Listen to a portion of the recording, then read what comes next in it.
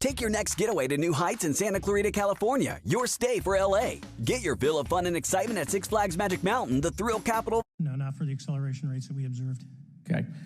What about what they look like? How close did you get? Did you see a seam or a rivet or a section? And what I mean is, obviously, the jets you're flying have all those things. Did these objects have those? Do you want to go, Ryan? I didn't have the detail to be able to tell that. So we got within a half mile at Tic Tac, which people say that's pretty far, but in airplanes, that's actually relatively close. No, it was perfectly white, smooth, no windows, although when we did take the original FLIR video that is out there, when you put it on a big screen, it actually had two little objects that came out of the bottom of it. But other than that, no windows, no seams, no nothing. Mr. Grush, as a result of your previous government work, have you met with people with direct knowledge or have direct knowledge yourself of non-human origin craft? Yes, I personally interviewed those individuals. Mr. Grush, as a result of your previous government work, have you met with people with direct knowledge or have direct knowledge yourself about ATs, advanced technologies that the U.S. government has? Based on conventional advanced tech, I was briefed to the preponderance of the Defense Department's both space and aerospace compartmented programs, yeah. Do you have knowledge or do you have reason to believe that there are programs in the advanced tech space that are unsanctioned? Yes, I do. Okay. Yeah. And when you say that they're above congressional oversight, what do you mean? Complicated question. So there's, some, I would call it abuse here. So congressional oversight of conventional special access programs. So I'll use Title 10, so DOD as an example, right? So 10 U.S. Code Section 119 discusses congressional oversight of SAPs, discusses the DepSecDef's ability to waive congressional reporting. However, the Gang of Eight is at least supposed to be notified if a waived or waive bigoted unacknowledged SAP is created, and that's public law. Well, so that how does, I don't want to cut you off, but how does a program like that get funded? I will give you generalities. I can get very specific in a closed session, but misappropriation of funds and does that mean self-fund. Does that mean that there is money in the budget that is said to go to a program, but it doesn't, and it goes to something else? Yes, I have specific knowledge of that. Yep. Do you think U.S. corporations are overcharging for certain tech they're selling to the U.S. government, and that additional money is going to programs? Correct, through something called IRAD. Okay. Satellite imagery.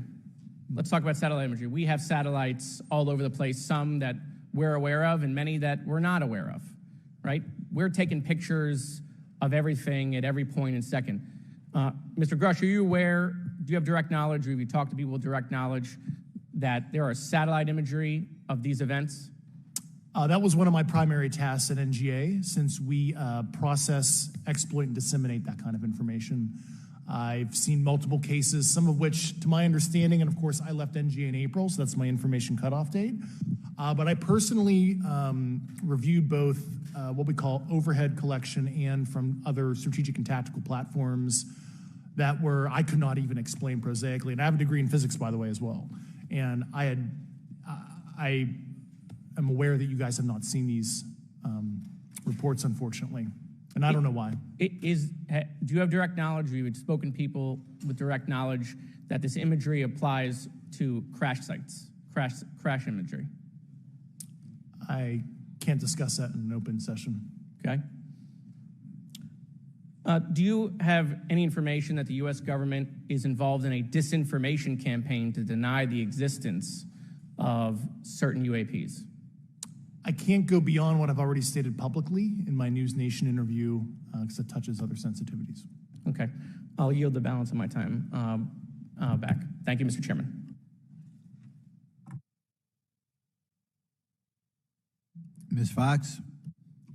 Thank you, Mr. Chairman, and I thank our witnesses for being here today.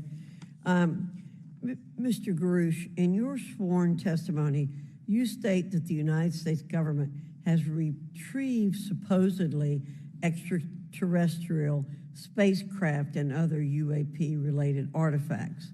You go so far as to state that the U.S. is in possession of, quote, non-human spacecraft, end quote, and that some of these artifacts have circulated with defense contractors. Several other former military and intelligence officials have come forward with similar allegations, albeit in non-public settings. However, Dr. Sean Kirkpatrick, the director of AARO, previously testified before Congress that there has been, and I quote, no credible evidence thus far of extraterrestrial activity or of, quote, off-world technology brought to the attention of the office. To your knowledge, is that statement correct? It's not accurate. I believe Dr. Kirkpatrick mentioned he had about 30 individuals that have come to Arrow thus far.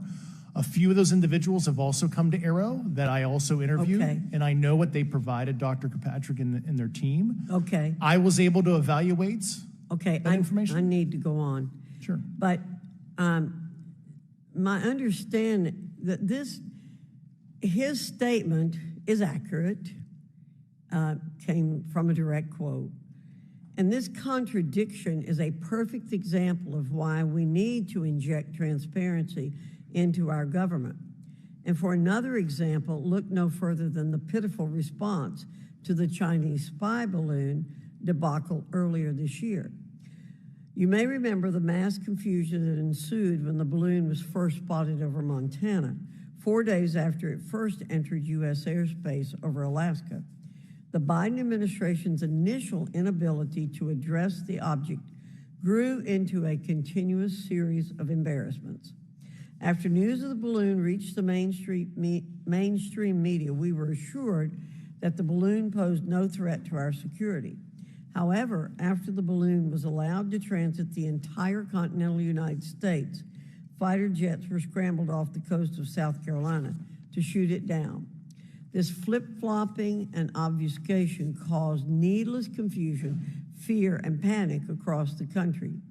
It's my hope, Mr. Chairman, that this sort of confusion will not be repeated. We should investigate the extent to which elements of our government possess or do not possess information that is of critical value to the American people. We owe it to the citizens of this nation to make sure that our government is transparent and accountable. We must make sure that our government provides answers, and Congress must do its duty to solicit those answers. With that, Mr. Chairman, I yield back. Yeah, Mr. Frost. Thank you, Mr. Chairman. In 2022, NASA announced that it was commissioning an independent study team to examine UAPs. The NASA team is comprised of scientists across different fields, as well as former astronauts and pilots. In May, the independent study team held its first public meeting, which included the perspectives from NASA senior leaders, as well as perspectives from the Department of Defense and intelligence agencies. The NASA study team is also expected to release its first report pretty soon, and I think it's safe to say that we all eagerly await its results. Mr. Graves, how might NASA's research influence the commercial industry regarding safety in UAP? I think NASA has a big role to play as far as commercial aviation safety, and it's one of their original charges as an organization. One of the recommendations that have been put forward is to utilize their existing aviation safety reporting system to serve as a short-term fill and trusted platform for pilots that want to report on UAP. It also has built-in analytics capability and is funded by Congress. Gotcha. And also, Mr. Graves, are there any other industries that may be influenced by the NASA research on UAPs? And if so, how so? Well, I think there is a large swath of commercial capabilities that could be brought to bear on this topic, from space-based or ground-based sensor systems that are available open source or through commercial marketplaces. And I think NASA's work, as they work to identify and highlight specific parameters that can be found, we can take that information and promulgate this through the public sector so that we can have a more open conversation about what we're seeing. You know, in 2020, the Department of Defense released several videos of UAPs, including Mr. Freyr's experience, U.S. Navy pilots that recorded footage. In 2021, the Office of the Director of National Intelligence released a preliminary report on UAP events. NASA Administrator Bill Nelson stated that NASA would begin to investigate these events. In fact, I sit on Science, Space, and Technology Committee, and when we were doing a hearing with the NASA Administrator, Bill Nelson, I asked, why NASA needed to be fully funded. And there were many great reasons, but one of them was actually had to do with UAPs. He actually mentioned, is there life out there? I don't know. And so either way, these actions ultimately led NASA to assemble the independent study team that I mentioned earlier. Also in 2021, Harvard University stood up the Galileo project to research and examine the origins of UAP. So it seems like both, from NASA and in the higher education community, because of the work that y'all have done and people standing up, I think we're seeing some of that stigma slowly going away. Mr. Freyer, do you believe that military pilots feeling empowered to share their UAP experiences has directly impacted the scientific community's research goals on this topic? I would say yes. I would say that, starting in 2017, when it actually came out, it took that stigma away. I mean, I've talked to multiple senators who said prior to that, if you'd have mentioned UAP, you'd have been laughed off the hill. And now we're sitting here today for a public testimony on what's actually going on. I'm hoping that this curve will be more of an exponential and we'll get more and more transparent to the level that we can. Yeah. And it's important. I couldn't imagine, I'm not a pilot, but I used to fly gliders in Civil Air Patrol. Huh? Yeah. Pilot? And so either way, I couldn't imagine, being in the glider and seeing something and then not feeling like I had the agency to talk about it. Mr. Graves, can you discuss the importance of seeking scientists to sit on your advisory board? Absolutely. I think ultimately this is going to be a scientific problem. And not only that, it's also an engineering problem. I've been working with the American Institute of Aeronautics and Astronautics to help them stand up a UAP integration committee to help integrate their engineering prowess into this problem. And so, yes, very much, I think this is an engineering and scientific problem as much as a national security problem. And how might Congress help to facilitate partnerships between the scientific community and the UAP focus groups within government? Well, I think one of the things they can do is to have these types of hearings to communicate to the public that this is a topic of interest. I think that there is a pseudo-market, if you will, of interested capabilities and talent that want to approach this topic, and we're seeing that start to grow now. So I think continued conversation, reduction of stigma is going to allow that to flourish and allow answers to help generate themselves. 100%. Well, thank you all for being here and thank you for your work. I think it's important that we keep our top scientific minds focused on this issue and look for ways to increase collaboration. Thank you so much. I yield back. Mr. Comer. Thank you, Mr. Chairman. Let me say I want to thank you for having this hearing, and I want to thank Mr. Burchett, Ms. Luna for leading this hearing. And with that, I yield my 5 minutes to Mr. Burchett. Thank you, Mr. Chairman. I'm going to direct this, I believe, to Mr. Grush, but if any of you all feel like you need to jump in, just jump right in. We're good. Has the U.S. government become aware of actual evidence of extraterrestrial, otherwise unexplained forms of intelligence? And if so, when do you think this first occurred? I like to use the term non-human. I don't like to denote origin. Keeps the aperture open, both scientifically. Right. Certainly, like I've discussed publicly previously, 1930s. Okay. Can you give me the names and titles of the people with direct firsthand knowledge and access to some of these crash retrieval programs, and maybe which facilities, military bases the recovered material would be in? And I know a lot of Congress talked about we're going to go to Area 51, and there's nothing there anymore anyway. It's just, and we move like a glacier. And as soon as we announce it, I'm sure the moving vans would pull up, but please. I can't discuss that publicly, but I did provide that information both to the Intel committees and the Inspector General. And we could get that in the SCIF if we were allowed to get in a SCIF with you. Would that be probably what you would think? Sure, if you had the appropriate accesses, yeah. What special access programs cover this information, and how is it possible that they have evaded oversight for so long? I do know the names. Once again, I can't discuss that publicly and how they've evaded oversight. In a closed setting, I can tell you the specific tradecraft used. All right. When do you think those programs began, and who authorized them? I do know a lot of that information, but that's something I can't discuss publicly because of sensitive. All right. If any of y'all want to jump in on any of this, you're more than welcome to. What level of security clearance is required to fully access these programs? Well, anybody who has... And I say that because myself, Representative Gates and Representative Luna were basically turned away at one point at Eglin. So please go right ahead. Certainly difference between member access and, say, somebody like me, but anybody who has a TSSCI clearance and meets the eligibility criteria, the Access Adjudicative Authority should be able to grant you access. Ms. Burchett, if you'll yield, so just to put a fine point on that, there's nothing that you're aware of that's above special access program classification. It's a misnomer that there's anything actually above top secret. Executive Order 13526 delineates the classification levels. Right, but I draw a point on that because we can have access to those programs, and so the notion that we're not being given that access sort of defies our typical muscle memory here in Congress. Thank you, Mr. Burchett. I'll yield back to you. Thank you, Mr. Gates.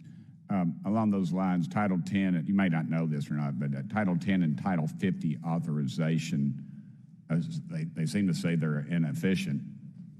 So who gets to decide this, in your opinion, in the past? It's a group of career senior executive officials. Okay, are they government officials? Both in and out. Do what? Both in and out of government, and that's about as far as I can go there. Yeah. All right, well, that leads to my next question. Which private corporations are directly involved in this program? How much taxpayer money has been invested in these programs, to your knowledge? I mean, we know we audit the Pentagon every year, and I've been here 5 years, and they failed the dadgum thing every year. They lose over $1 billion a year, we think, and I've told the Department of Defense maybe 60% of their assets are unaccounted for, whatever the heck that means. In the public sector, you go to jail for that kind of crap. So tell me. Yeah, I know when I'm $1 off of my DTS travel voucher, I get hammered, but it seems like it doesn't work the other way. If you sell over right? if you sell over $600 worth of stuff on eBay, now you get a call from the IRS. So please, what corporations? Yeah, I don't know the specific metrics towards the end of your question. The specific corporations I did provide to the committees in specific divisions, and I spent 11 and a half hours with both Intel committees. So. Okay, has there been an active U.S. government disinformation campaign to deny the existence of unidentified aerial phenomena? And if so, why? I can't go beyond what I've already espoused publicly about that.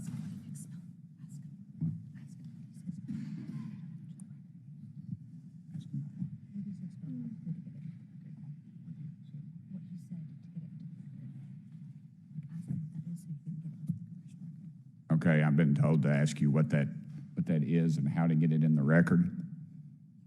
What have you stated publicly in your interviews for the congressional record? If you reference my News Nation interview, and I talk about a multi-decade, campaign to disenfranchise public interest, basically. Yeah.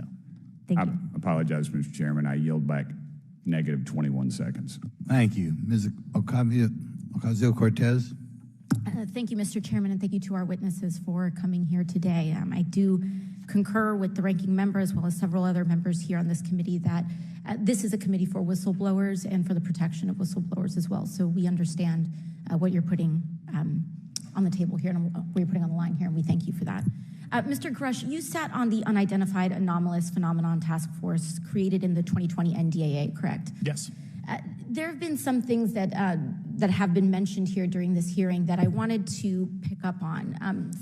Mr. Graves, you mentioned specifically during the answers to one of your questions, you named Boeing contractors being engaged in an incident regarding this red cube about a football field wide. I was wondering if you could speak a little bit about the interaction, or Mr. Grush, either of you, the interactions between defense contractor companies and any UAP-related programs or activities. So I'll just say that the information about the contractor himself were provided by a witness, and I have no particular detail in that relationship. Mr. Grush? The kind of general unclassed wave tops, certainly the contractors, are the metal benders, so to speak. They're the ones actually doing specific performance on government contracts. Are they required to issue any disclosure regarding UAP sightings, or do they engage in any reporting around this? In terms of the contractors? Yes. Not that I'm aware of. They do not. Okay. Now, when it comes to notification that you had mentioned about IRAD programs, We have seen defense contractors abuse their contracts before through this committee. I have seen it personally, and I have also seen the notification requirements to Congress abused. I am wondering, one of the loopholes that we see in the law is that there is, at least from my vantage point, is that depending on what we're seeing, is that there are no actual definitions or requirements for notification. What methods of notification did you observe? Like when they say they notified Congress, how did they do that? Do you have insight into that? For certain IRAD activities, I can only think of ones conventional in nature.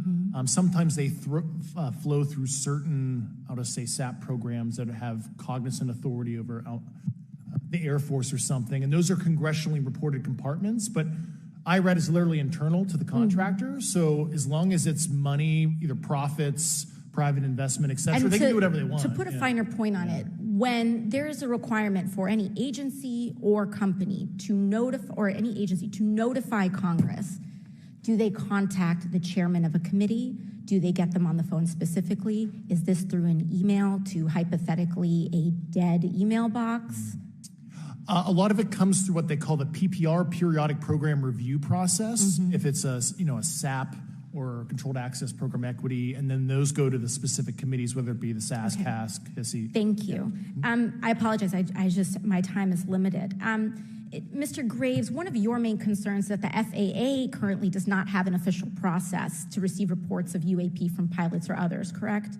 Correct. And in your experience, what data should the Aero program prioritize for potential collection? We have, location, date, time, but are there other specific characteristics that should be included in these reports? Certainly. I think that there's two categories that would be important. One would be kinematics and understanding the specifics of how the vehicle or objects are moving. And the second would be a more zoomed out approach of being able to look at origin and destination before the incident, as well as getting a better contextual understanding of how these objects are interacting with each other. Thank you. Now, because I only have a minute left, I apologize, we only have 5 minutes today, but for the record, if you were me, where would you look? Titles, programs, departments, regions, if you could just name anything. And I put that as an open question to the three of you. I'd be happy to give you that in a closed environment. I can tell you specifically. Thank you. Commander Fravor? I would say, and I've told people that you have to know where to look. They're not going to divulge it to you because of the classification levels. But if you know where to look and who to talk to, which is exactly what Mr. Grush can point you, then you have them. Okay. Mr. Graves? I was an operator, so I was depending on folks like Mr. Grush to do that homework. Okay. Thank you very much. I yield back to the chair. Mr. Biggs? Thanks, Mr. Chairman. I thank the witnesses for being here today. I'm over here. Thank you so much for being here. I want to get into specifics here, and the reason I'm going to go this way is because you've talked a bit about what I would call misdirection by official U.S. government with regard to UAPs, right? And so I'm going to get to that in a second. But last week, White House NSC spokesman John Kirby stated that UAPs are having an impact on our training ranges and need to be treated as a legitimate issue. Do you concur with his statements? That's for each of you. Yes. Yes. Yes. Okay. Now, having said that, I'm going to take you to specific instances around the Phoenix Valley, because that's where I live. In '97, we had the famous Phoenix Light case. I don't know if any of you are familiar with that. There were two things that went along with that, and the explanation was military training range off Luke and the Barry Goldwater range. Do you know anything different other than the official explanation of those lights? Only what's in the public vernacular about it. That was outside the scope of my duties. And if we wanted to, just my question along with my colleague from New York, Ms. Ocasio-Cortez, if we wanted to find out more about that, where would we go to find the files, and who would we address, And are you going to tell me we need to go to a SCIF so you can tell us in a SCIF? I could potentially give you a vector on that. That specific case, I'm familiar with it in terms of public, but I give you a vector in closed environment, yeah. That would be good, thank you. So if it's true that UAPs are having an impact on training ranges, and this administration considers it to be a legitimate issue, what steps can Congress take to address training range impacts? And I say that having two very large training ranges in my state. And so we'll start with Mr. Graves and going down the panel. Some of the initial procedures have been implemented, such as within the United States Navy, that have a range failure report that gathers information from pilots. I understand that a service-wide reporting mechanism is still pending. However, that would be a great next step, not only for gathering information, but for showing the troops that it is an acceptable topic and reducing the stigma. Okay, please, all of you continue. Yeah, as a recipient of a lot of those training range reports, sometimes we only get contextual kind of oral reporting. It'd be nice if they attached all sensor data and there's a system in place that can handle multiple classifications of data. And that's an issue with the F-35, right? That jet was never built to be an ISR platform, and it's a pain in the, we'll just say, butt to get that data off. So, yeah. Great. Thank you. Yeah, I would agree with the previous two, being a user of those training ranges, that the data has to be out there. You have to acknowledge that you're seeing them, and then you have to collect the data. Right now, you get the report, someone says, I saw something, but no one collects the radar data to back it up and do research. Okay. Do you believe that the 2019 classification guidelines for UAPs interferes with the federal government's ability to be transparent with the American people? And do you think we need to be more transparent with the American people? All of you, yeah. I'll say yes to that. Yeah, I'm familiar with at least the UAP Task Force 2019 Security Classification Guide. I think it's fair. I did actually help author that with the you got a bias that way then. But I will say, I'll call it a lazy attitude about declassifying videos. I mean, I've seen some of the videos of the recent shoot down, and I saw no reason that couldn't have been released as long as they mask some data. The American people deserve to see that imagery and full motion video. I would think, well, in my opinion, I will say things are overclassified. I know for a fact the video or the pictures that came out in the 2020 report that had the stuff off the East Coast, they were taken with an iPhone off the East Coast. A buddy of mine was one of the senior people there, and he said they were originally classified to TSSCI. And my question to him was, what's TSSCI about these? They're an iPhone literally off the vacapes. That's not TSSCI. So they're overclassified, and as soon as they do that, they go in a vault, and then you all have to look for them. Yeah, so with the overclassification, that may be one way. Are there other ways that the DOD or intelligence agencies are keeping this information from the American people or even from Congress? I think part of that has been not encouraging reporting. If the problem is not something that can be measured, it's not something that's going to be fixed. Okay, very good. Well, I'm out of time, and I thank you, Mr. Chairman, and I yield back. First of all, without objection, Representative Nick Langworthy of New York is waived on the subcommittee for purpose of questioning witnesses at today's subcommittee hearing. And then we go to Mr. Burleson. Thank you, Mr. Chairman. Appreciate you guys coming out today, testifying. Look, I've been here for 6 months, and I'm pretty skeptical. I don't trust anything in this town. And so I think that's because I'm from Missouri. You've got to show me, right? With that being said, there's been a lot of things that have been said in the public, Mr. Grush, and so I want to get down to, if we can, some specifics, right? So at one point you had said that there has been harmful activity or aggressive activity. Has any of the activity been aggressive, been hostile in your reports? I know of multiple colleagues of mine that got physically injured, and the activity. And by UAPs or by people within the federal government? Both. Okay, so there has been activity by alien or non-human technology and or beings that has caused harm to humans. I can't get into the specifics in an open environment, but at least the activity that I personally witnessed, and I have to be very careful here because you don't they tell you never to acknowledge tradecraft, right? So what I personally witnessed myself and my wife was very disturbing. Okay. One of my constituents actually sent this next question, and I figured I'd ask it since I had the same thought. You've said that the U.S. has intact spacecraft. You said that the government has alien bodies or alien species. Have you seen the spacecraft? I have to be careful to describe what I've seen firsthand and not in this environment, but I could answer that question behind closed doors. Yeah. And have you seen any of the bodies? That's something I've not witnessed myself. Okay, and so with that being said, and the other statement that has been made that was intriguing to me it's intriguing because my view has been that we are billions of light years away from any other system.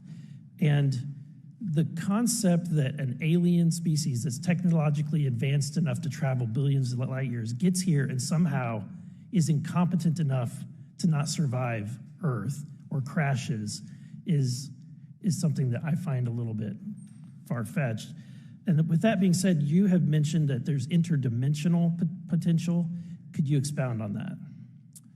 Yeah, to answer your first question, and I'm here as a fact witness and expert, but I will give you a theoretical framework, at least to work off, to kind of espouse crashes, regardless of your level of sentience, right? Planes crash, cars crash, n number of sorties, however high, a small percentage are going to end in mission failure, if you will, as we say in the Air Force. And then in terms of multidimensionality, that kind of thing, the framework that I'm familiar with, for example, is something called the holographic principle. It derives itself from general relativity and quantum mechanics, and that is, if you want to imagine a 3D object such as yourself casting a shadow onto a 2D surface, that's the holographic principle. So you can be projected, quasi-projected from higher dimensional space to lower dimensional. It's a scientific trope that you can actually cross, literally, as far as I understand, but there's probably guys with PhDs that we could probably argue about that. But you have not seen any documentation that that's what's occurring? Only a theoretical framework discussion. Yes. Okay. Okay. Occam's razor is that these aircraft, have they been identified that they are being produced by domestic, military and contractors? Is there any evidence that that's what's being recovered? Not to my knowledge, plus the recoveries predate a lot of our advanced programs that I previously am witting of. So, would it be safe to say that there could be a scenario today where you have an aircraft that crashes and because it's been involved in one program from one federal agency, but the agency that retrieves it is not aware of that program, and to them it appears alien in origin? I mean, that's a hypothetical situation. I'm not aware of any historical situation that would match that you described. So you're not aware? It has not happened that you're aware of? That I'm aware of. Thank you, Mr. Chairman. I yield back.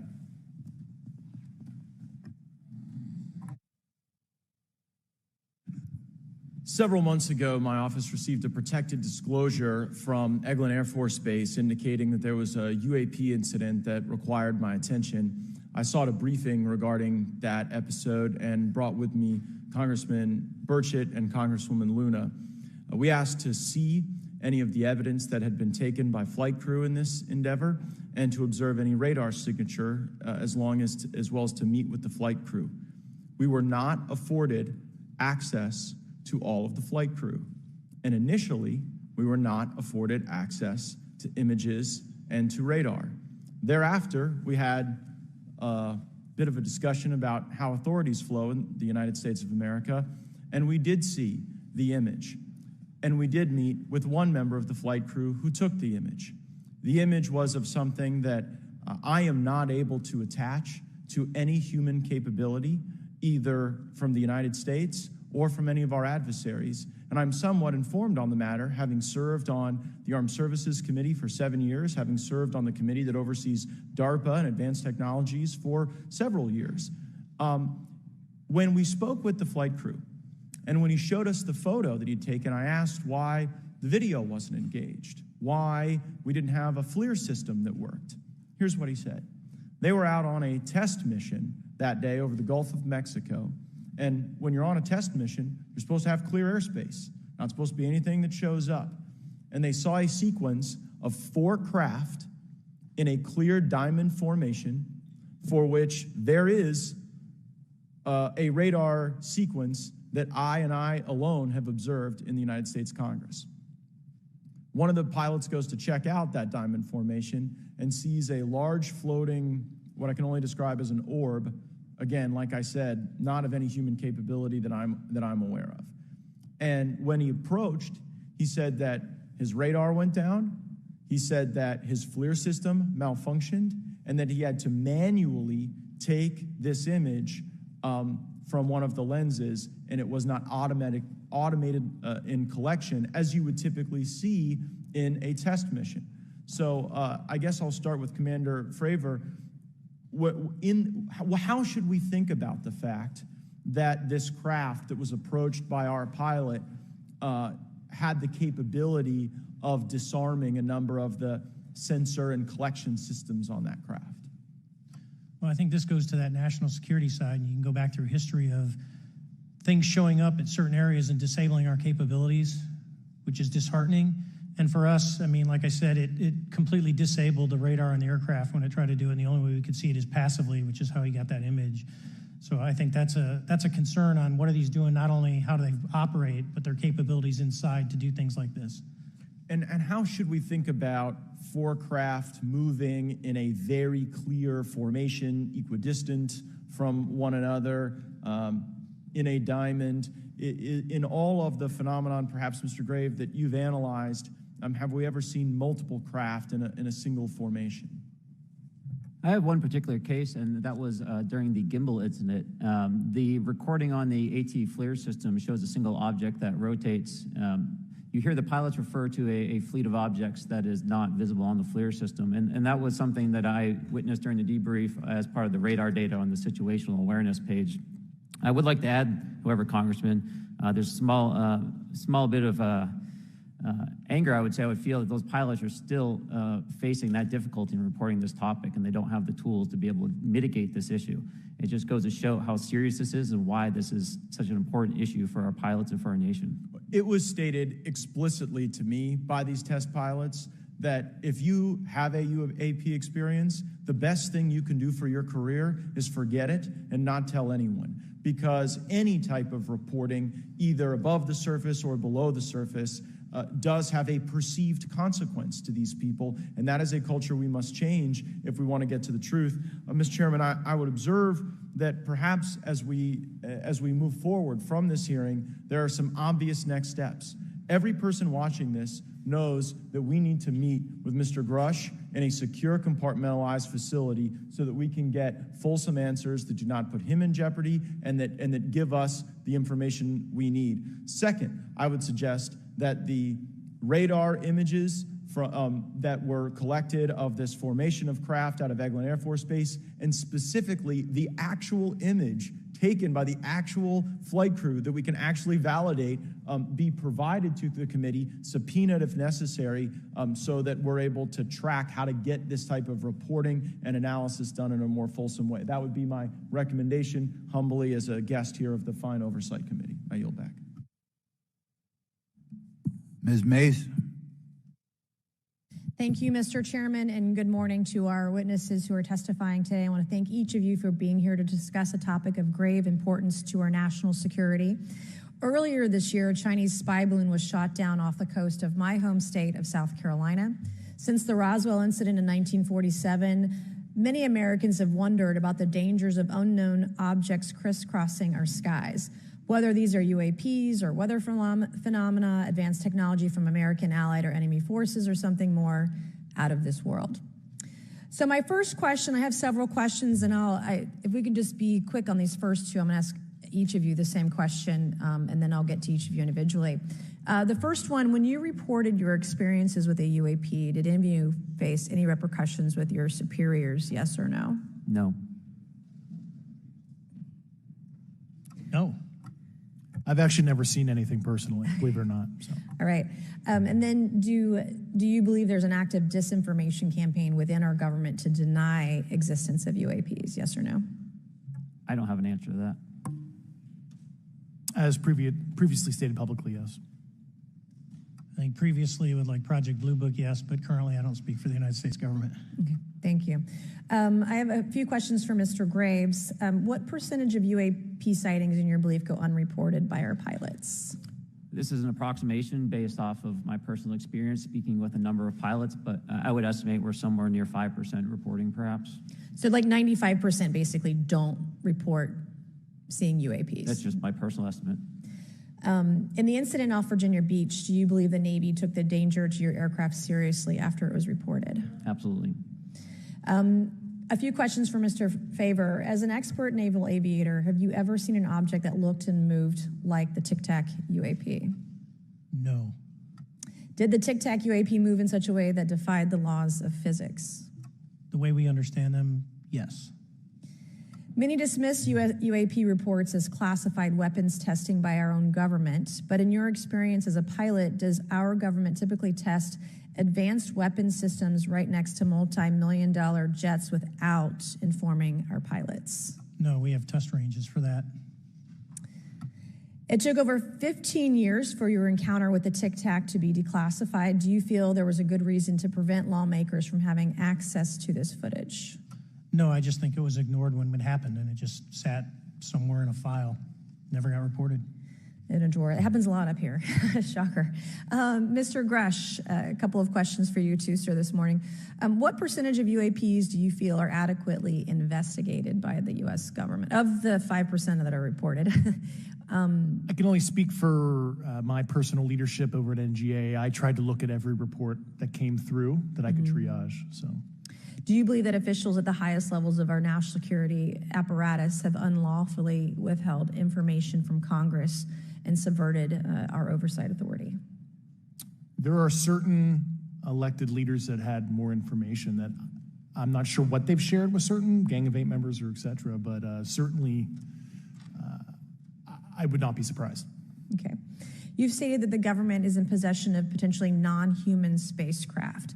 Based on your experience and extensive conversations with experts, do you believe our government has made contact with intelligent extraterrestrials? Something I can't discuss in public setting. Okay, I can't ask when you think this occurred. If you believe we have crashed craft, stated earlier, do we have the bodies of the pilots who piloted this craft? As I've stated publicly already in my News Nation interview, biologics came with some of these recoveries. Yeah. Were they, I guess, human or non-human biologics? Non-human, and that was the assessment of people with direct knowledge on the program I talked to that are currently still on the program. And was this documentary evidence, this video, photos, eyewitness? Like, how would that be determined? The specific documentation I would have to talk to you in a skiff about. Gotcha. Yeah. Okay. So, and you may or may not be able to answer my last question, and maybe we get into a skiff at the next hearing that we have, but who in the government, either what agency, sub-agency, what contractors, who should be called into the next hearing about UAPs, either in a public setting or even in a private setting? And you probably can't name names, but what agencies or organizations, contractors, et cetera, do we need to call in to get these questions answered, whether it's about funding, what programs are happening, and what's out there? I can give you a specific cooperative and hostile witness list of specific individuals that were in those. And how soon can we get that list? I'm happy to provide that to you after the hearing. Super. Thank you. And I yield back. Okay. Now we have Mr. Langworthy's here. Okay. Thank you very much. I'd like to thank all of the witnesses for being here today to discuss this very unique topic. And I'd like to jump right into my questions, if you don't mind. Commander Fravor, can you briefly describe your background? Yeah, I was an enlisted Marine, Naval Academy graduate, Navy, flew for 18 years, got a master's from University of Houston, and I've worked in the private sector for the last, 9 16 years, 17 years. I do a lot of defense work. So. Really gold-plated credentials. Commander Fravor, we have all seen the floating Tic Tac video that you engaged with on November 14th, 2004. Can you briefly talk about why you were off the coast of San Diego that day? Yeah, we were at a workup with all the battle groups. So we integrate the ships with the carrier, the air wing with the carrier, and we start working. So we were doing an air-to-air defense to hone not only our skills, but those of the USS Princeton when they had been tracking them for 2 weeks. The problem was that there was never manned aircraft airborne when they were tracking them, and this was the first day, and unfortunately, we were the ones airborne and went and saw it. Do you remember the weather that day? Was it cloudy or windy or anything out of the ordinary on the Pacific coast? It was actually, if you're familiar with San Diego, it was a perfect day, light winds, no whitecaps, clear skies, not a cloud. It was, for flying, it was the best. Now, is it true that you saw, in your words, a 40-foot flying Tic-Tac shaped object? That's correct. Or for some people that can't know what a Tic Tac is, it's a giant flying propane tank. Fair enough. Did this object come up on radar or interfere with your radar or the USS Princeton? The Princeton tracked it, the Nimitz tracked it, the E-2 tracked it. We never saw it on our radars. Our fire control radars never picked it up. The other airplane that took the video did get it on a radar. As soon as it tried to lock it, it jammed the radar, spit the lock, and he rapidly switched over to the targeting pod, which you can do in the F-18. From what you saw that day and what you've seen on video, did you see any source of propulsion from the flying object, including on any potential thermal scans from your aircraft? No, there's none. There's no IR plume coming out. And Chad, who took the video, went through all the EO, which is black and white TV, and the IR modes, and there's no visible signs of propulsion. It's just sitting in space at 20,000 feet. In your career, have you ever seen a propulsion system that creates no thermal exhaust? No. Can you describe how the aircraft maneuvered? Abruptly, very determinate. It knew exactly what it was doing. It was aware of our presence, and it had acceleration rates. I mean, it went from 0 to matching our speed in no time at all. Now, if the fastest plane on Earth was trying to do these maneuvers that you saw, would it be capable of doing that? No, not even close. And just to confirm, this object had no wings, correct? No wings. Now, was the aircraft that you were flying, was it armed? No, never felt threatened at all. If the aircraft was armed, do you believe that your aircraft or any aircraft in possession of the United States could have shot the Tic Tac down? I'd say no. Just on the performance, it would have just left in a split second. It looks like that we have a problem here that needs further investigation. Yes. In your belief, is this flying Tic Tac, I mean, is it capable of being the product of any other nation on the Earth? No, like I said earlier, I think it defies current material science and the ability to develop that much propulsion. And I know there's been some physicists have done calculations, which is beyond anything that we have.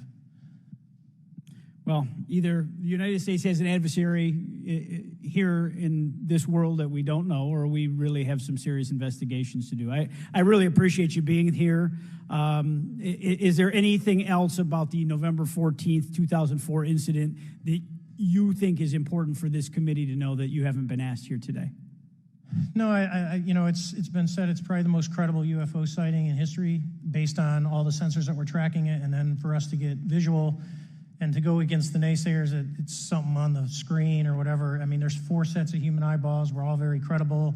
Of the 6 of us that were involved in the thing, including the video, every one of us is going to do 20 plus years in the military in very responsible positions. So I'd say the world needs to know that. It's not a joke. Well, thank you very much for your testimony here today for all of you, and I yield back, Mr. Chairman.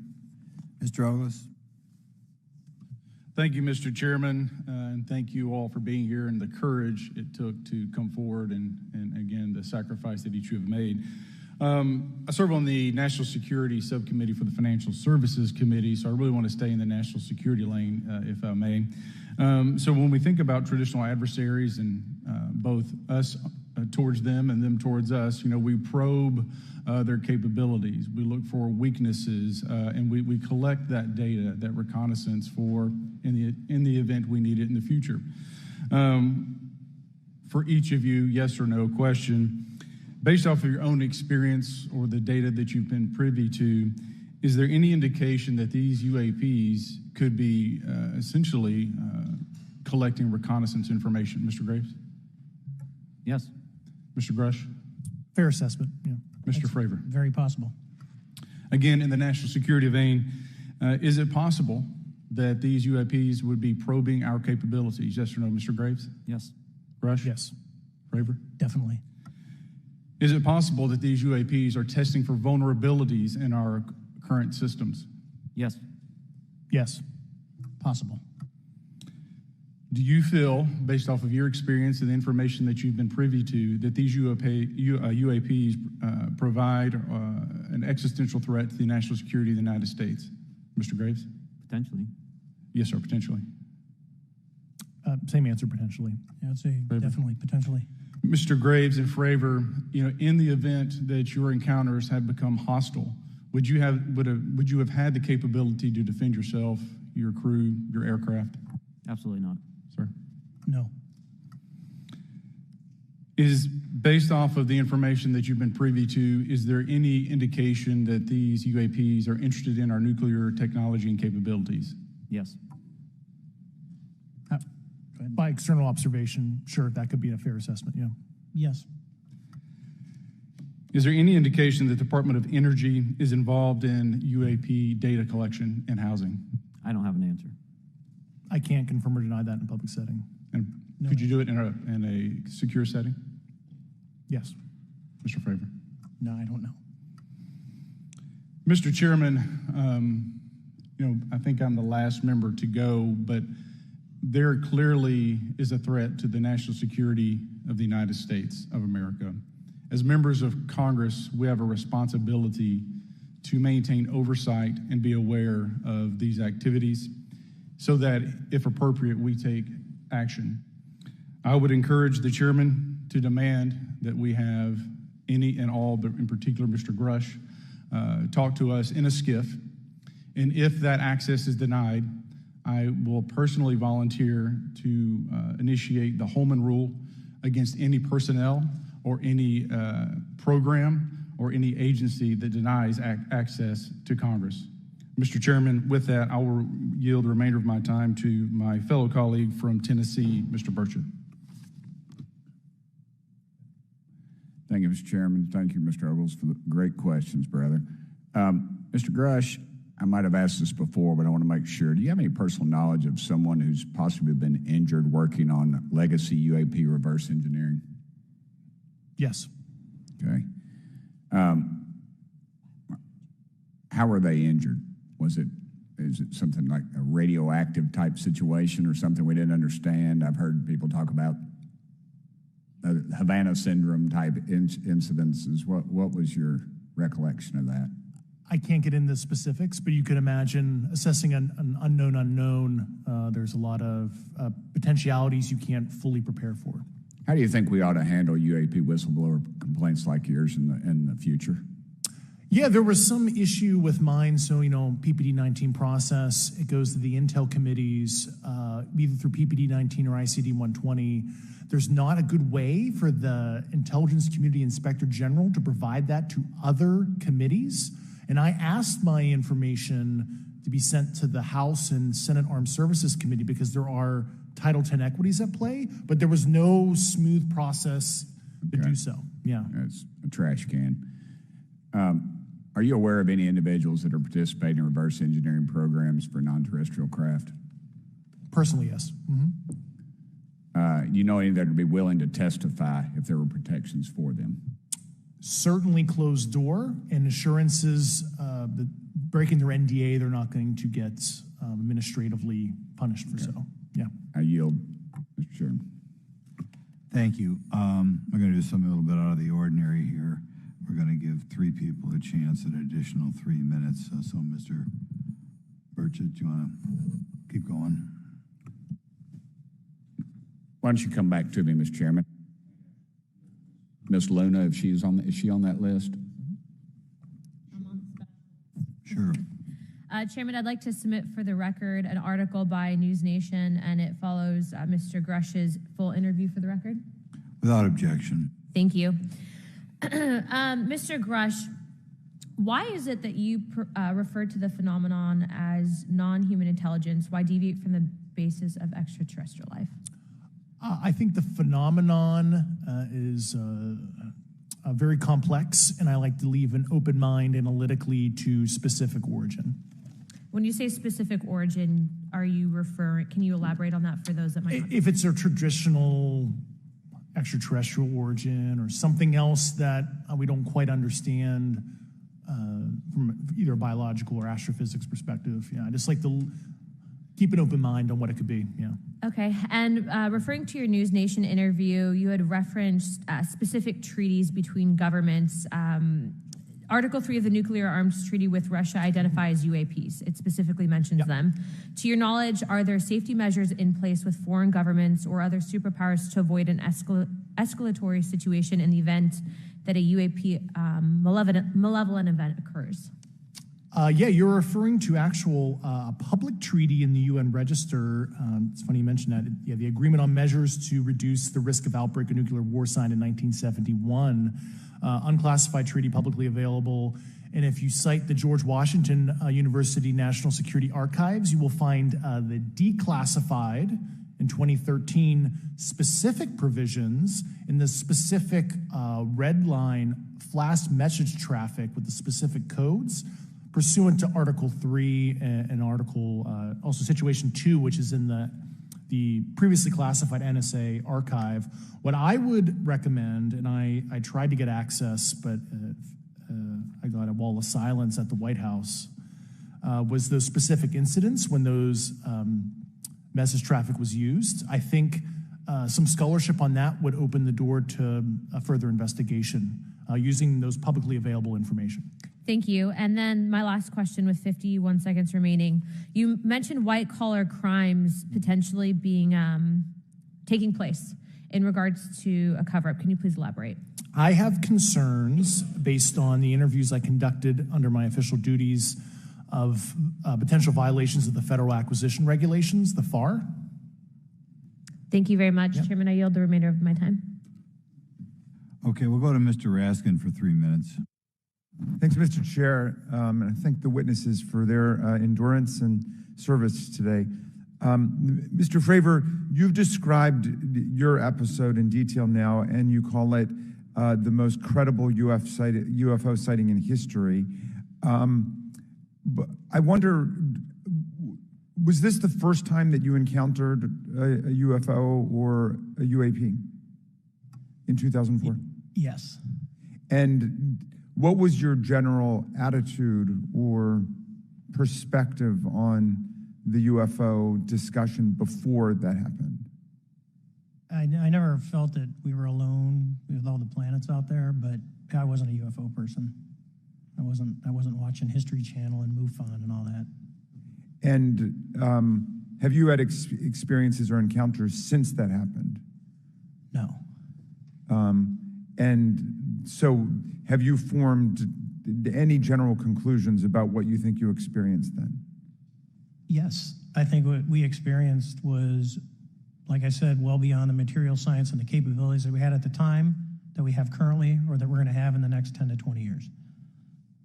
Very good. Mr. Grush, you've been able to answer in great detail on certain questions, and then other things you say you're not able to respond to. Can you just explain where you're drawing the line and what's the basis for that? Yeah, based on my DOPSR security review and what they've determined that is unclassified.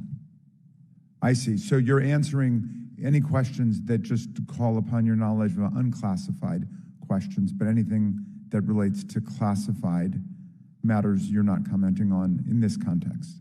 In an open session, but happy to participate in a closed session at the right level, yeah. Okay.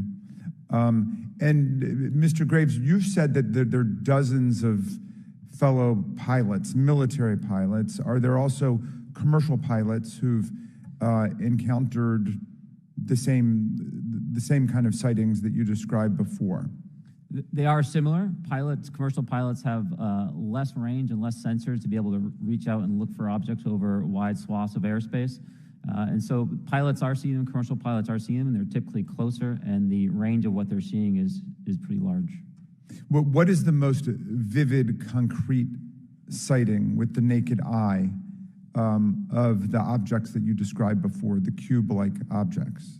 Certainly. I think the most vivid sighting of that would have been near midair that we had at the entrance to our working area. One of these objects was completely stationary at the exact entrance to our working areas, not only geographically, but also at altitude.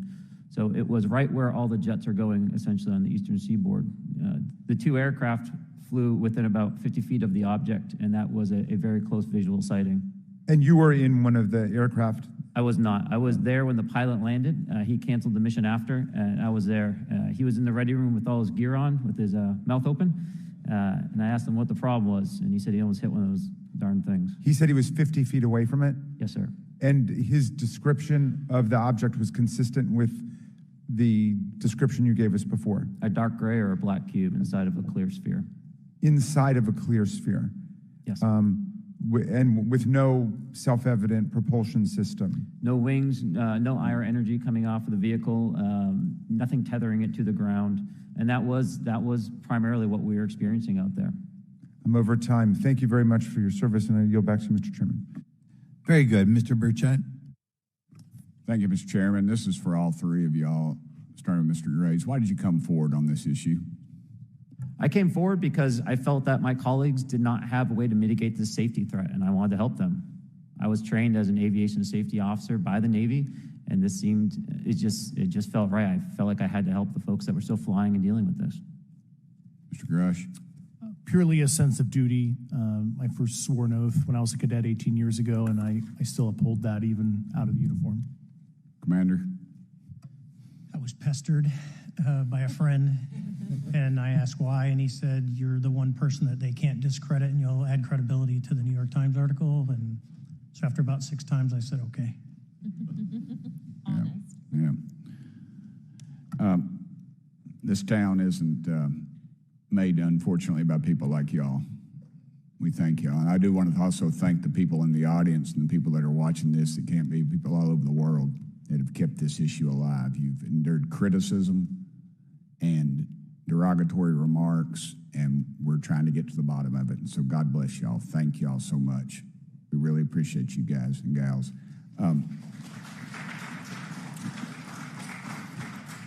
That's why we need term limits. Y'all keep clapping, us politicians just keep talking. So let me ask y'all, how can the public contribute to UAP reporting, and what avenues you think are available to the public to report these sightings? Well, right now, I don't think there is a lot of public options for every man to be able to report on this. I think even for professionals that have sensor data that are seeing these on a regular basis, they're still hesitant to come forward. And so for the general public, I think encouraging the conversations that we're having today, looking for technology solutions that can be distributed so that objective data can be gathered is the first place to go. Mr. Grush?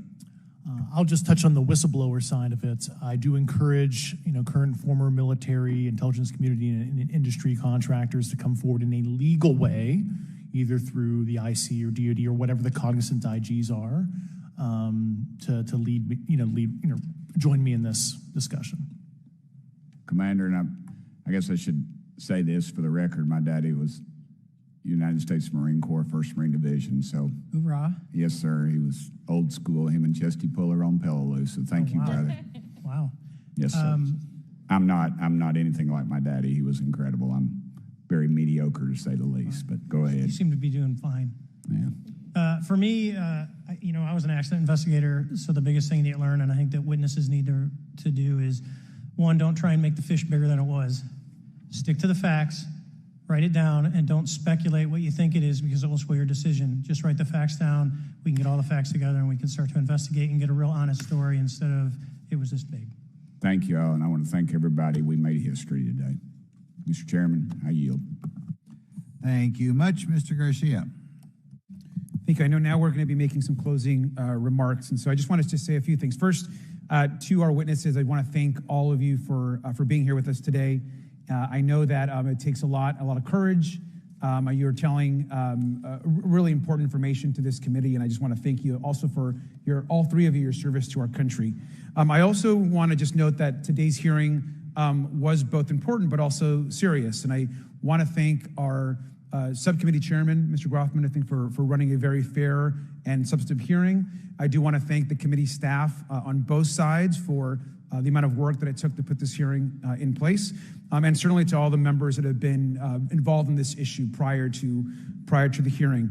I also want to note for our witnesses and for the public that I'm a freshman member of Congress, and I've only been here for 7 months, but this is by far the most bipartisan conversation and discussion that I have seen happen in the Congress. And I think that a topic of this significance as it relates to our national security, as it relates to information that we're trying to gather for the American public, does bring people together, and I think that's been really great to see.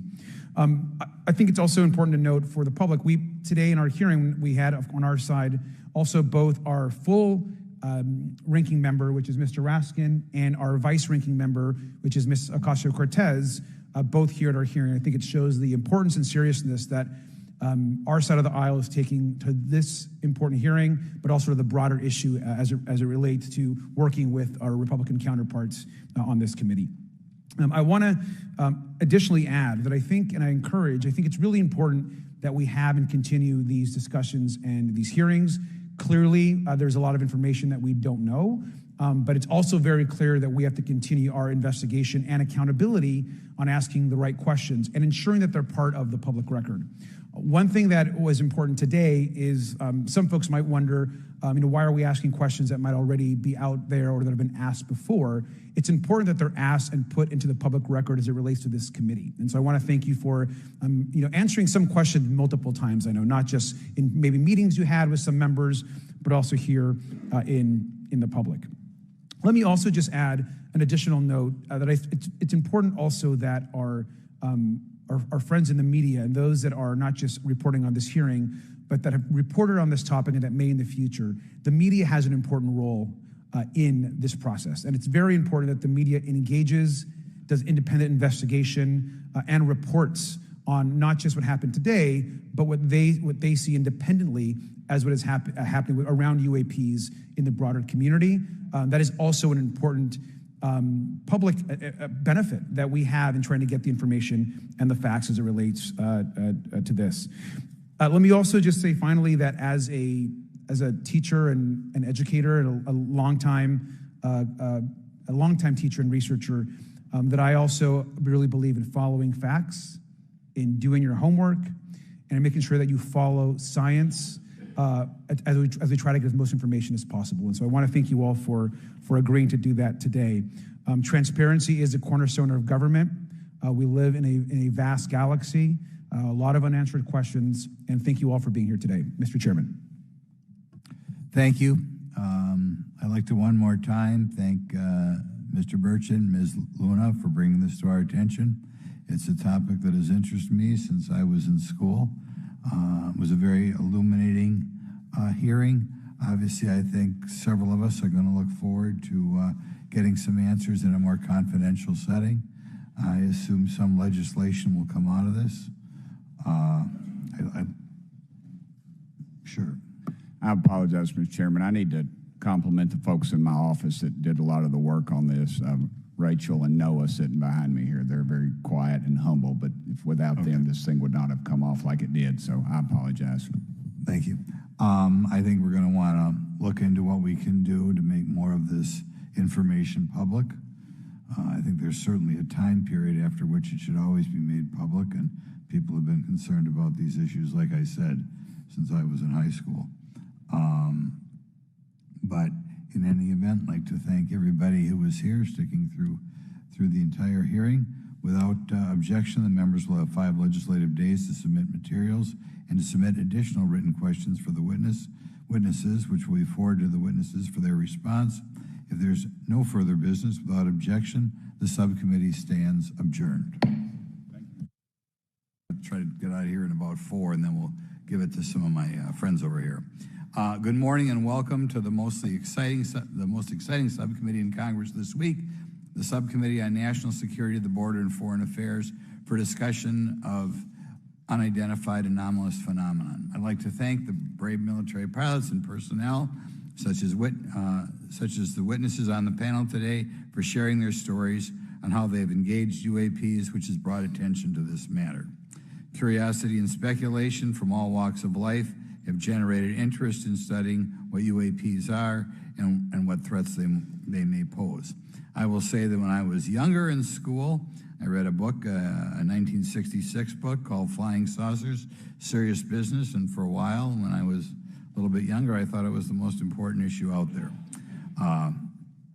The lack of a transparency regarding UAPs, which was one of the themes of that book,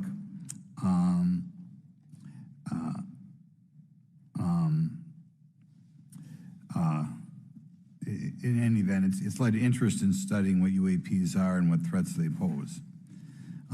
The lack of transparency regarding UAPs has fueled wild speculation and debate for decades, eroding public trust in the very institutions that are meant to serve and protect them, as is evidenced by the large number of people we have here. I also want to point out in 1966, President Gerald Ford claimed to have seen a UFO, and in 1969 in Georgia, Jimmy Carter claimed to have seen a UFO.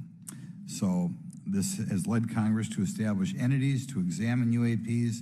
The National Defense Authorization Act of 2022 established the All-Domain Anomaly Resolution Office, or AARO, to conduct or to coordinate efforts across the Department of Defense and other federal agencies to detect, identify, and investigate UAPs.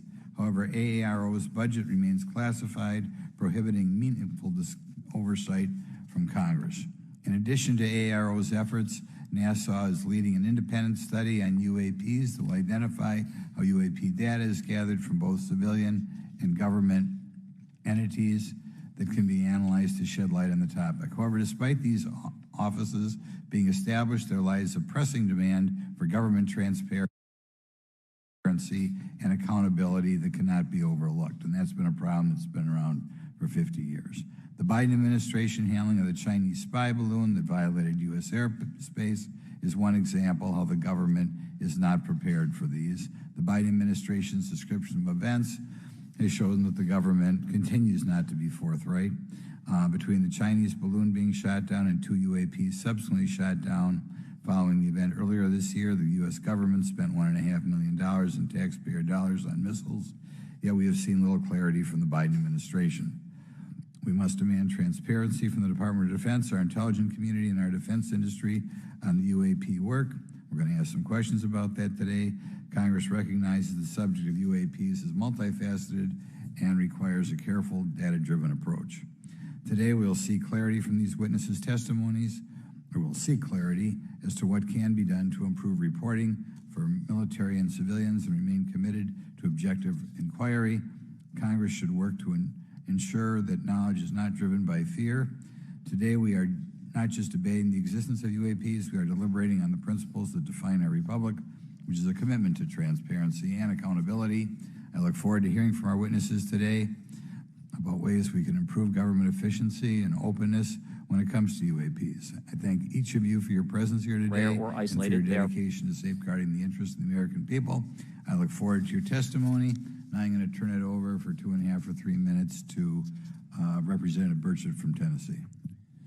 Thank you, Mr. Chairman. Thank you all for being here. I want to thank everybody for making this happen today, and I want to remind everybody this is a nonpartisan issue. This has nothing to do with party politics. I think the cover-up goes a lot deeper than that.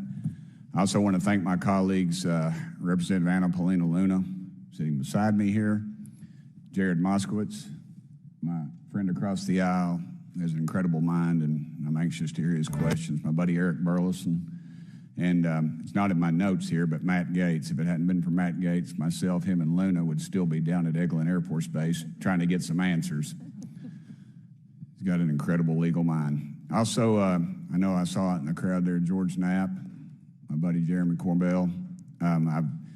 They're not witnesses, but they've provided some statements on this subject, and I seek unanimous consent to enter those statements into the record, Mr. Chairman. Without objection. Also, would like to enter in, I understand now that this is unclassified and it's public record, but as we all know, that's sometimes difficult for the public to get a hold of. A report, Defense Intelligence reference documents, Advanced Space Propulsion Based on Vacuum, Space-Time Metric Engineering, some light reading for some of our members. Without objection. Thank you.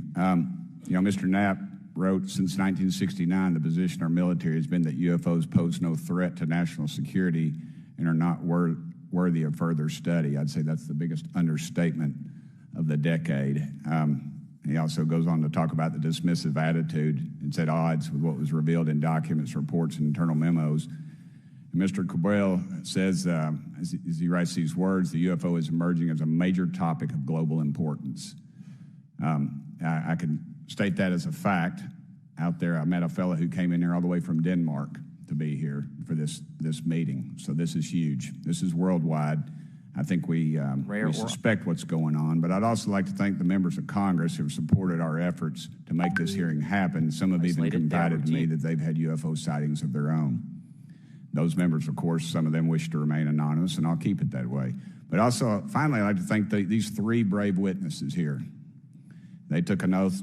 They took an oath to uphold the Constitution of the United States, and Military dadgummit, air they're crew doing and it. commercial pilots. And we owe them a debt of gratitude.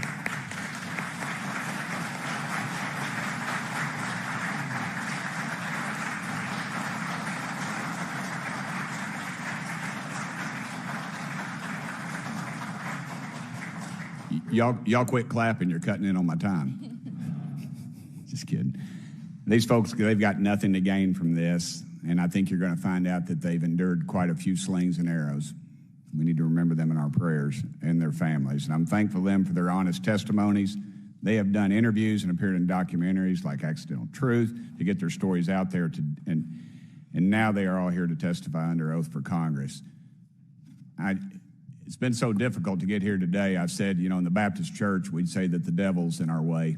And the devil has been in our way through this thing. We've run into roadblocks from members, from the intelligence community, the Pentagon. I proposed legislation to go in the FAA reauthorization that just said if an airline pilot has a sighting, that when he makes that report to the FAA, that it would come to Congress. But I was told that the intelligence community did not like that, and the amendment was not even heard in committee. I think it's time for this country to take back our country. We need to tell the folks at the Pentagon they work for us. Dadgummit, we don't work for them. And that's exactly the point. This is an issue of government transparency. We can't trust a government that does not trust its people.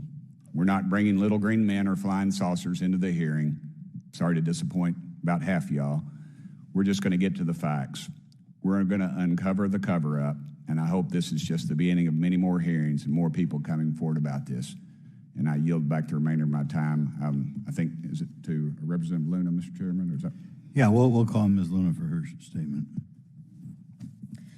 The circumstances surrounding UAPs has captivated the attention of the American people for decades, ingrained in even the minds of our nation's leaders from Jimmy Carter to Barack Obama, Hillary Clinton to Donald Trump, Marco Rubio to Chuck Schumer, John Radcliffe to National Security Council officials.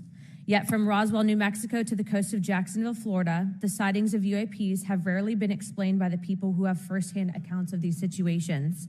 This is largely due to the lack of transparency by our own government and the failure of our elected leaders to make good on their promises to release explanations and footage and mountains of overclassified documents that continue to be hidden from the American people.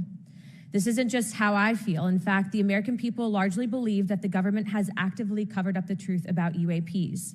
One poll in particular found that 68% of Americans believe that the government is hiding information about UAPs and not being honest about what we know about them. And from my personal experience, I believe the same thing. Another poll found that nearly half Americans believe that the federal government is doing a very bad or somewhat bad job of dealing with reports of UFO sightings. As Representative Burchett just referenced on the FAA bill that just went through, you can tell that that's exactly happening. Considering the thousands of testimonies and videos taken on people's phones and eyewitnesses' accounts made by credible witnesses such as doctors, pilots, scientists, and active duty service members, it is unacceptable to continue to gaslight Americans into thinking that this is not happening or that the potential of intelligent life forms exists other than humans. Even more alarming is the fact that these eyewitnesses are many of times service members and have no assurance that their lives will not be negatively impacted or even harmed by their experiences. In being an active duty service member working on an airfield, I've had conversations with many pilots where they were in fear of coming forward for retribution and or being taken off flight status. How do we know this? Because the government has said nothing to assure us otherwise. They have also did nothing to calm the concerns of over 20% of Americans who have reported to have seen UFOs or UAPs. We are simply told not to question the government and that the government has it under control. Today is the first hearing of its kind where we will attempt to get down to the bottom of what is actually happening with UAPs. But we will hear from people who have had personal sightings rather than Pentagon bureaucrats who have always been sent to stonewall our investigations. Just so that the press knows and the people know, we were even denied access to a classified briefing in a SCIF prior to this hearing due to the amount of hoops that we had to jump through to grant temporary clearance to witness Grush, who has knowledge of classified information. It is time to have an open-minded discussion on this topic, to hear the evidence and understand the magnitude of what this means, not just for our nation, but for humanity. Thank you, Chairman. I yield back the rest of my time. Thank you very much, and I'd like to thank you and Mr. Burchett for bringing this topic to my attention. Now we'll recognize National Security Subcommittee Ranking Member Garcia for 10 minutes. Well, thank you, Mr. Chairman, and I want to thank first our witnesses for joining us today. I want to begin by thanking you all for your service to our country and for sharing your voices today and your courage to be here as well. To Mr. Graves, particularly grateful to you to spend some time that we had for you to share with candor some of your experiences, so I appreciate that as well. I do want to thank all the members of our subcommittee today and also those that are here and have waved on for their incredible interest in this issue, particularly to Congressman Burchett. I know that your leadership has brought us to this place today, and I want to thank you for that, as well as everyone else that's been engaged in this work. I also want to thank the oversight staff, who I know has been working very hard to ensure that today's hearing is serious, that it's transparent, and that it also provides appropriate answers as our oversight body always demands. Now, it's really important that we're here in a bipartisan way to have this conversation, which really, to the heart of it, is about national security and key to the subcommittee's core purpose. This is the subcommittee on national security of the Oversight Committee. Now, our witnesses will testify today that UAPs have posed a serious safety threat, and we must understand this. More broadly, we're dealing with real questions that get to the heart of our faith in government. Faith in our institutions, as we all know, is at an all-time low. Partisanship and alternative facts make it too easy to doubt narrative or our institutions. But this hearing will offer the public unique perspectives, building on years of reporting by both federal agencies and the independent media. Now, some of the earliest reporting on this issue was a groundbreaking 2017 New York Times report, which revealed research, as we know now, on unidentified anomalous phenomena, or as many call UFOs, by the Defense Intelligence Agency. Mr. Graves and Commander Fravor's experiences with UAPs have also been documented by the public, not just by the New York Times, but CNN and many other national news outlets. Now, the Office of the Director of National Intelligence has published public reports documenting UAPs, and on June 9th, 2022, NASA announced that the agency is commissioning a study to of course, examine unidentified anomalous phenomena. Now, the sheer number of reports, whistleblowers, and stories of unidentified anomalous phenomena should raise real questions and warrant investigation and oversight. And that's why we are here today. Now, pilots have reported encounters for years. Now, because of the stigma around reporting these incidents, we still don't have a complete picture of actually what's going on, particularly as our witnesses will testify on the civilian side. And that is a real problem that we have today in the country. Now, it's very important that we show that Democrats and Republicans in Congress can come together in a bipartisan way to cut through misinformation and to look at the facts in a serious and thoughtful manner. If we are to advance oversight and public disclosure, we must also gain the broad support of the public. We will succeed getting facts out to the public faster if there is a broad public support as part of the process. Now, I understand fully the Department of Defense is hesitant to share information that could also undermine our national security by revealing information on the capabilities of our own aircraft, our sensors, and other sensitive material. At the same time, many people believe that we're withholding information from them, and that is dangerous also. I believe in openness and transparency. That is also the role of Congress, and I want to trust that the American people will be able to weigh the evidence and make up their own minds. Now, we have incidents where sensors, sometimes even multiple types of sensors, detect things that we cannot explain. UAPs, whatever they may pose a serious threat to our military or civilian aircraft, and that must be understood. Now, my career and training as a longtime and career educator and teacher and researcher tell me that we should never rule anything out. We know that our space, of course, is vast and undiscovered. I also want to note that Mr. Sean Kirkpatrick, director of the All-Domain Anomaly Resolution Office, the component of the DoD office that investigates UAP data, has testified before the Senate this year that his unit has found no evidence of extraterrestrial activity. NASA has also stated they don't have evidence of extraterrestrial life either. Rare We've or heard this, of isolated, course, they from are some of routine. our government agencies. And we should remind viewers and witnesses, which I think is really important, that we also cannot share classified information in public settings. But questions, of course, remain that people want to see data and information for themselves. The enormous interest in the hearing today underscores the importance of a fair and open look at the evidence from witnesses who can share their unique perspectives. Now, I know I certainly have a lot of questions, and I know that all the members of our committee do as well. We should come to this hearing with an open mind, and we should not let our existing ideas restrict us on either side. I hear over and over from many agencies the stigma around reporting and investigating UAPs prevents us from getting real answers. We know that whistleblowers have reported harassment, intimidation, or stigma as well, and this is not acceptable. If people can't report incidents which would have national security or safety implications, then that also has serious consequences for us. As ranking member of this subcommittee, I know my job would be completely impossible if whistleblowers or others feel intimidated to come before this committee.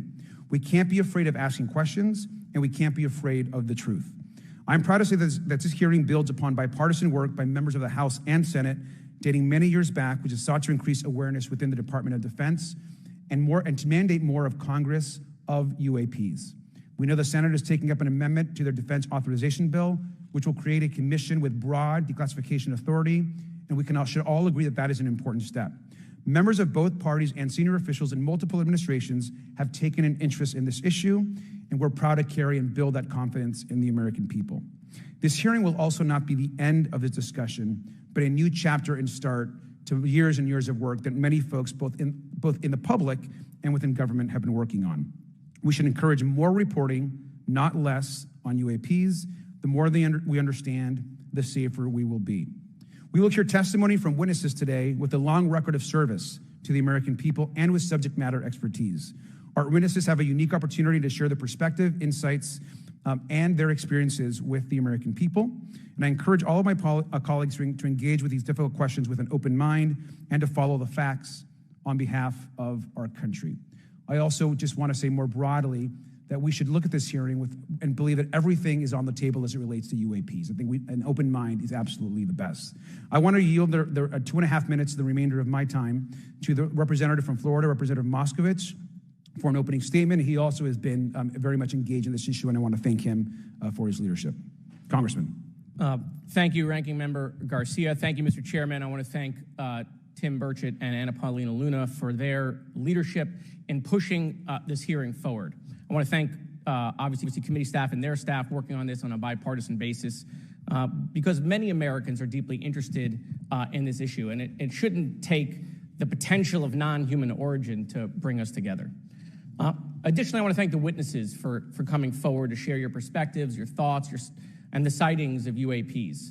Unlike other hearings many times in Congress, you're not here to help a political party, but you're here to share information with the American people. And it's not something that is just going on in this administration. It's something that's spanned many administrations. For decades, many Americans have been fascinated by objects mysterious and unexplained, and it's long past time that they got some answers. The American public has a right to learn about technologies of unknown origins, non-human intelligence, and unexplainable phenomena. Those are not the words of a UFO Twitter account, though that is a direct quote from Majority Leader Chuck Schumer, that the American public has a right to learn about technologies of unknown origins, non-human intelligence, and unexplainable phenomena.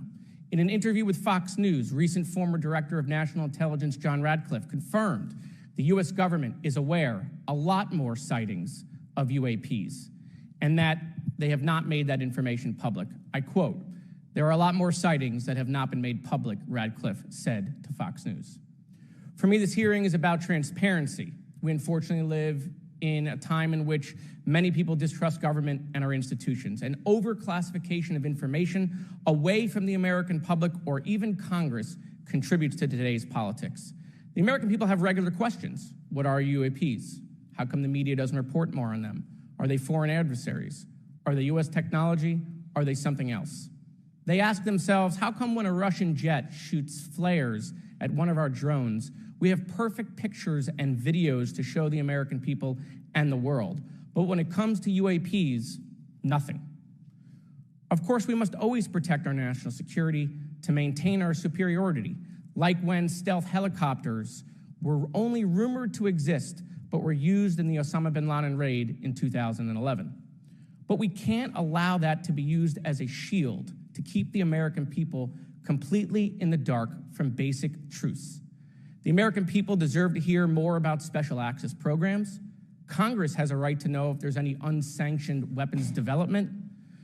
Satellite imagery that has not been provided to Congress. Congress created the All-Domain Resolution Office in the NDAA of 2022.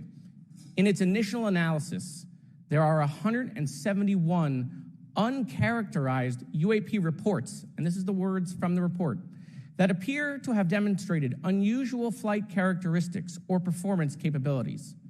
I believe more information is known about the 171 instances. It's time for Congress to reinsert ourselves. I call on our military leaders and intelligence officials to release more information to the American people about UAPs. And to our military leaders, if there's nothing to conceal, let Congress go to Wright-Patterson Air Force Base, the Dugway Proving Ground, or even Groom Lake in Nevada. We should have disclosure today. We should have disclosure tomorrow. The time has come. Thank you, Ranking Member. Thank you, Mr. Moskowitz, and I would yield back now to our chairman. Thank you. Right, now I'd like to introduce our witnesses. Our first witness is Lieutenant Ryan Graves. He's the Executive Director of Americans for Safe Aerospace. Lieutenant Graves is also a former U.S. Navy F-18 pilot with his own UAP experience. The next witness, David Grush, is a former senior intelligence officer with the National Geospatial Intelligence Agency and was a senior technical advisor for UAP issues. And finally, retired Navy Commander David Fravor, squadron leader who worked as a naval aviator for 18 years. Mr. Fravor has his own UAP experience, known as the TikTok event. I look forward to hearing from all three of you today. Pursuant to Committee Rule 9G, the witnesses will please stand and raise their right hands.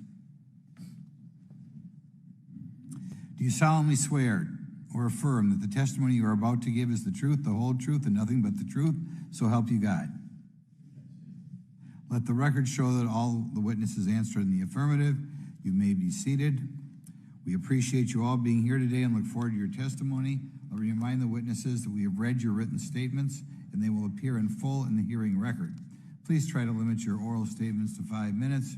As a reminder, please press the button on the microphone in front of you so that it's on and the members can hear you. When you begin to speak, the light in front of you will turn green. After 4 minutes, it'll turn yellow, and the red light, when that comes on, it tells you your 5 minutes have expired. I'll now recognize Mr. Graves for 5 minutes for your opening statement. Thank you. Chairman Grothman, Ranking Member Garcia, distinguished members of the House Oversight Subcommittee on National Security, Representatives Burchett and Luna. My name is Ryan Fobbs Graves, and I'm a former F-18 pilot with a decade of service in the U.S. Navy, including 2 deployments in Operation Enduring Freedom and Operation Inherent Resolve. I have experienced advanced UAP firsthand, and I'm here to voice the concerns of more than 30 commercial aircrew and military veterans who have confided their similar encounters with me. Today, I would like to highlight 3 critical issues that demand our action. As we convene here, UAP are in our airspace, but they are grossly underreported. These sightings are not rare or isolated, they are routine. Military aircrew and commercial pilots, trained observers whose lives depend on accurate identification, are frequently witnessing these phenomena.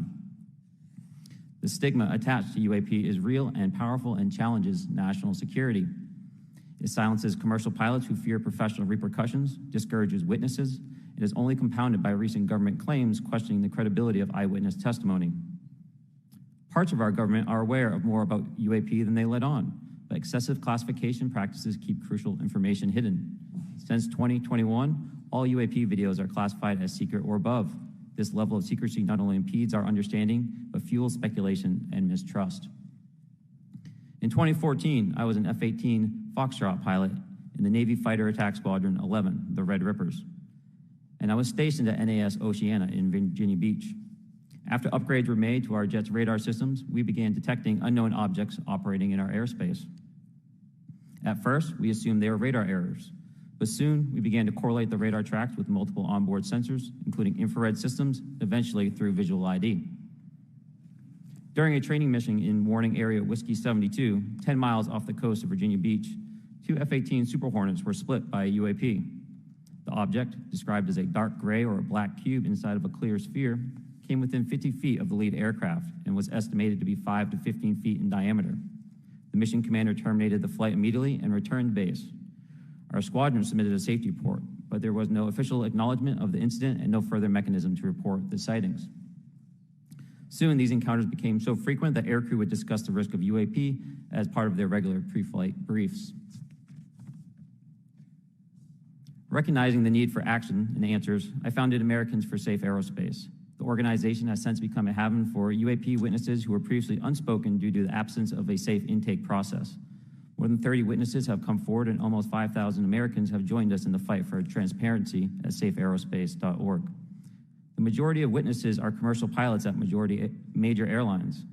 Often, they are veterans with decades of flying experience. Pilots are reporting UAP at altitudes that appear above them at 40,000 feet, potentially in low Earth orbit or in the gray zone below the Kármán line, making inexplainable maneuvers like right-hand turns and retrograde orbits or J-hooks. Sometimes these reports are reoccurring, with numerous recent sightings north of Hawaii and in the North Atlantic. Other veterans are also coming forward to us regarding UAP encounters in our airspace and oceans. The most compelling involve observations of UAP by multiple witnesses and sensor systems. I believe these accounts are only scratching the surface, and more will share their experiences once it is safe to do so. In closing, I recognize the skepticism surrounding this topic.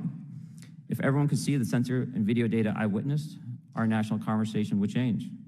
I urge us to put aside stigma and address the security and safety issue this topic represents. If UAP are foreign drones, it is an urgent national security problem. If it is something else, it is an issue for science. In either case, unidentified objects are concerned for flight safety. The American people deserve to know what is happening in our skies. It is long overdue. Thank you. Mr. Rush. Mr. Chairman, ranking members and congressmen, thank you. I'm happy to be here. This is an important issue, and I'm grateful for your time. My name is David Charles Grush. I was an intelligence officer for 14 years, both in the U.S. Air Force, both active duty, Air National Guard, and Reserve, at the rank of major, and most recently from 2021 to 2023, at the National Geospatial Intelligence Agency, NGA, at the GS-15 civilian level, which is the military equivalent of a full bird colonel.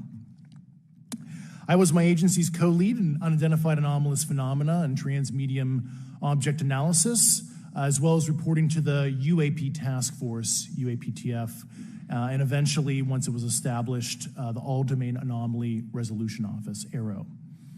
I became a whistleblower through a PPD-19 urgent concern filing in May 2022 with the Intelligence Community Inspector General.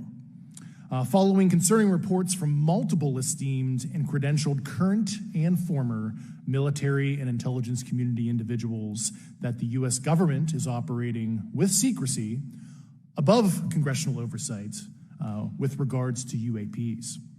My testimony is based on information I've been given by individuals with a long-standing track record of legitimacy and service to this country, many of whom also have shared compelling evidence in the form of photography, official documentation, and classified oral testimony to myself and my various colleagues. I have taken every step I can to corroborate this evidence over a period of 4 years while I was with the UAP Task Force and do my due diligence